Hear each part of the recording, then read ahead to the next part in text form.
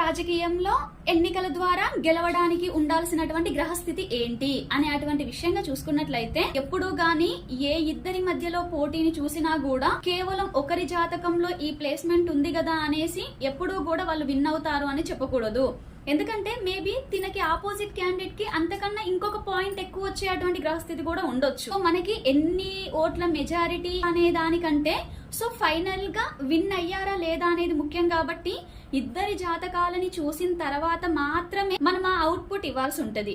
Okay, so అందులో మనకి తోచినటువంటి details తీసుకోవడం కాదు, గూగుల్లో డీటెయిల్స్ తీసుకోవడం కాదు, వారు నిజంగా మనల్ని కన్సల్ట్ అయినప్పుడు మీరు ఆలోచించాల్సింది. ఓకే, ఎవరికైతే పంచమంతో సంబంధం లేదు ఇక్కడ గెలవడానికి, అష్టమము అష్టమాధిపతి చాలా బాగుండి గోచారము వారి దశ అంతర్దశలు కూడా సపోర్ట్ చేసినప్పుడు మాత్రము వాళ్ళకి విన్ అయ్యే అవకాశాలు చాలా ఎక్కువగా ఉంటాయి అని అర్థం. ఓకే.